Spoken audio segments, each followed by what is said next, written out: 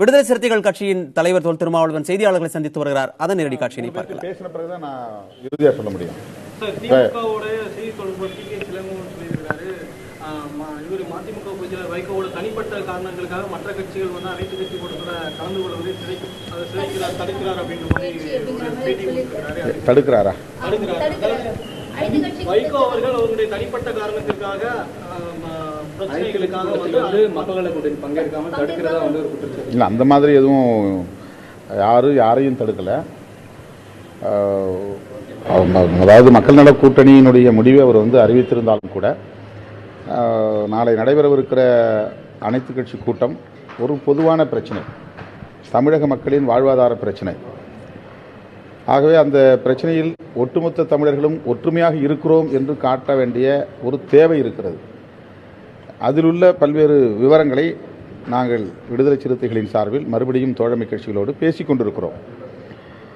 ஆகவே இன்னும் சிபிஎம் கட்சியினுடைய மாநில செயலாளர், மதிமுகவினுடைய பொதுச் செயலாளர் அண்ணன் வைகோ ஆகியோருடன் பேசி அதன் பிறகுதான் நாங்கள் எங்கள் இறுதியான முடிவை அறிவிக்க இருக்கிறோம். இதனால் மக்கள் நல கூட்டணிக்குள் எந்த குழப்பமும் இல்லை.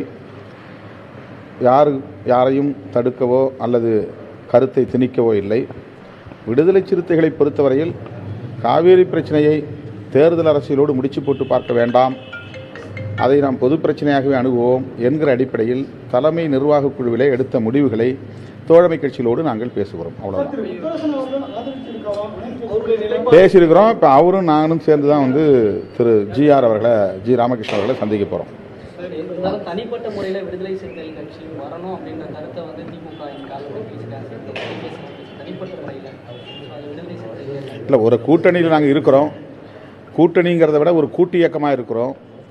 இதை வந்து நாங்கள் வந்து தேர்தல் அரசியலை தாண்டி மக்கள் பிரச்சனைகளுக்காக இணைந்து செயல்படுவோங்கிற உறுதியும் நாங்கள் தேர்தலுக்கு முன்பே எடுத்திருக்கிறோம். அதனால் வந்து காவிரி பிரச்சனையை கூட மக்கள் பிரச்சனையாக மட்டுமே பார்க்குறோம். அதில் வந்து எந்த தேர்தல் அரசியலையும் நாங்கள் வந்து இணைத்து பார்க்கவில்லை. அப்படி பார்க்கிற போது 4 கட்சிகளும் ஒன்று சேர்ந்து முடிவெடுக்க வேண்டும் என்பதுதான் விடுதலை சிறுத்தைகளின் விருப்பம். அக்டோபர் 6ஆம் தேதி ஒரு அனைத்து கட்சி கூட்டம் நடைபெற்றது. அந்த கூட்டத்தில் எடுக்கப்பட்ட முடிவு மிக முக்கியமான முடிவு. அதன் அடிப்படையில் தான் ரயில் மறியல் போராட்டங்கள் 2 நாட்களும் வெற்றிகரமாக நடந்தன. அடுத்து காவிரி உரிமை பேரணியை நடத்த வேண்டும். அதை நடத்துவதற்கு ஒரு சுமூகமான சூழல் இங்கே தேவைப்படுகிறது. அதில் திமுக உள்ளிட்ட கட்சிகளும் பங்கேற்க வேண்டும் என்பதுதான் எங்களுடைய கருத்து. அந்த அடிப்படையில் தான் இந்த சந்திப்பை நாங்கள் மீண்டும் தொடங்கியிருக்கிறோம்.